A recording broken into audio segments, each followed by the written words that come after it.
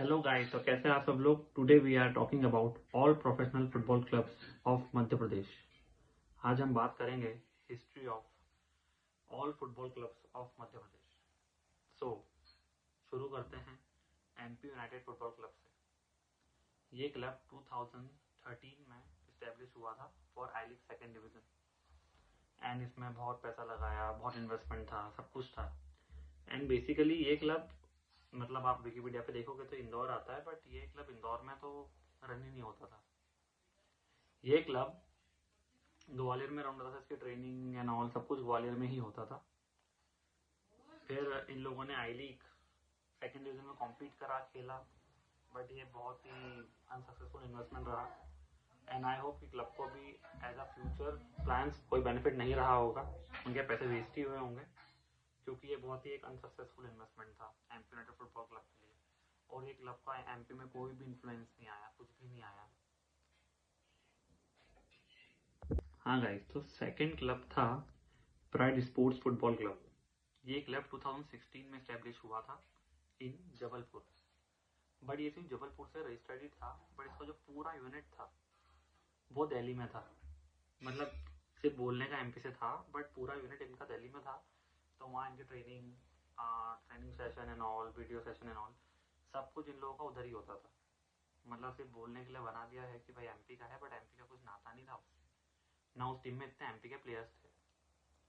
And ये club की condition इतनी खराब थी कि आफ्टर द टूर्नामेंट इन लोगों ने प्लेयर्स की सैलरी तक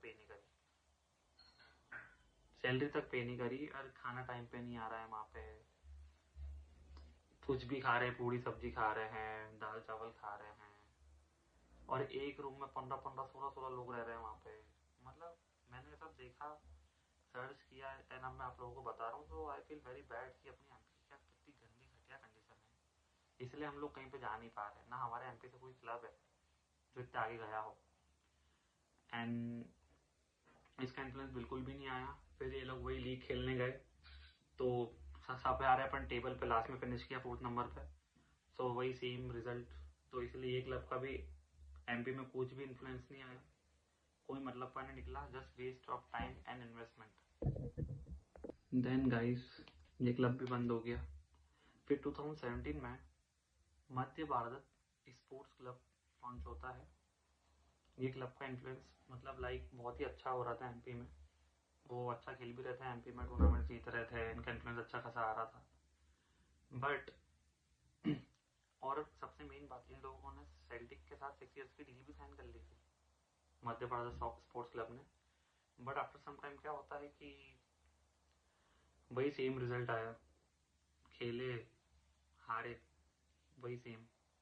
बट स्टार्टिंग में ये हुआ कि इनकी यूथ आई लीग की टीम भी बन रही थी, सब कुछ बहुत ही अच्छा था।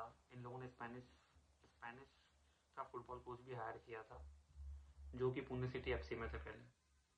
एंड टूर्नामेंट हारने के बाद कोच भी लाइक यार ये क्या हो रहा है, मतलब लाइक हम तो जीत भी नहीं पा रहे हैं, कुछ भी नहीं हो रहा है। बट कुछ टाइम के बाद क्या होता है, वो लोग ध्यान देते हैं, इम्प्रूव करने का ट्राई करते हैं, और इम्प्रूवमेंट आता भी है। और बहुत ही अच्छा दिख रहा था तब, लाइक ये होगा, ये पहला क्लब होगा जो यूथ आई लीग में खेलेगा, आई लीग सेकंड डिवीजन में नेक्स्ट टाइम अच्छा परफॉर्म करेगा। मतलब लोगों के बहुत लॉन्ग टर्म के प्लान्स थे। बट होता ये है कि जो मध्य भारत के ओनर रहते हैं, उनकी कार एक्सीडेंट में डेथ हो जाती है। तो आफ्टर दैट कुछ टाइम के बाद वो क्लब भी बंद हो जाता है। मतलब 2018 में ऐसी न्यूज़ आती है कि उनके ओनर की डेथ हो गई है कार एक्सीडेंट में। मतलब मुझे एक्चुअल रीजन नहीं पता, बट डेथ हो गई है इतना पता है। एंड आफ्टर सम मंथ्स वो क्लब भी शट डाउन हो जाता है। फिर वही क्लब का धीरे धीरे कोई इन्फ्लुएंस नहीं आया एमपी में, लॉस ही हुआ। और वहाँ अगर एक बच्चे का एडमिशन भी होता है तो उसकी फीस भी 3 लाख रुपए थी, जो कि हर कोई अफोर्ड नहीं कर सकता। देन 2020 में Madan Maharaj FC club from Bhopal direct entry लेता है आई लीग सेकेंड डिवीजन में। ये लोग बहुत अच्छा ट्राई करते हैं, बड़े बड़े प्लेयर्स को साइन करते हैं, लाइक मेहताब हुसैन जी को इन्हें साइन किया था। He is the legend of Kolkata and he also played for East Bengal football club and ATK Mohun बगान। बट ये लोग खेलते हैं, मतलब मैं ऐसा नहीं बोलूँगा बहुत बेकार खेला, खेला बहुत शानदार। बट एट द एंड होता क्या है कि उनने 3 मैच ड्रॉ खेले और वो अपने टेबल पे वही 3rd 4th नंबर पर फिनिश किया उन लोगों ने। और वही as it is same result. उसका एमपी में इतना इन्फ्लुएंस नहीं रहा है, बट उनकी आज भी लोग यूथ टीम में खेल रहे हैं। कमलादेवी पब्लिक स्कूल में उनका सेटअप है, एंड सब मणिपुरी प्लेयर्स को लेके आते हैं बाहर से और उनको ही खिला रहे हैं। तो वही रहा सब रिजल्ट एंड ऑल, तो उस क्लब का भी कोई इन्फ्लुएंस नहीं आया एमपी में। देन एट द एंड 2022 में लेक सिटी फुटबॉल के नाम से भोपाल में क्लब ओपन होता है। क्लब अभिषेक गुप्ता जी का है, जो कि जागरण लेक यूनिवर्सिटी के ओनर है। सो अभी एमपी में वही एक ऐसा एक्टिव क्लब है जो यूथ आई लीग में खेल रहा है, एमपी लीग में खेल रहे हैं वो लोग, and I league 3rd division में भी लेक सिटी फुटबॉल क्लब ही खेल रहा है, because they have a good ground, they have a very nice facilities and they are very professional.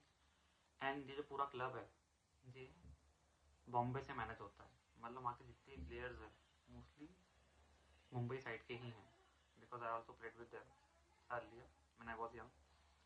तो ये क्लब का इन्फ्लुएंस अभी एमपी में बहुत अच्छा है, और एक यही एमपी से एक्टिव क्लब है जो अच्छे अच्छे लीग्स में और कंपटीशन में अच्छे अच्छे क्लब्स को कॉम्पीट कर रहा है और टक्कर दे रहा है। मतलब मेरे हिसाब से लेक सिटी से अच्छा फुटबॉल क्लब पूरे ऑल ओवर एमपी में कोई सा भी नहीं है। So I hope guys you like this video, do must subscribe our channel IBFC TV। जय हिंद, जय भारत।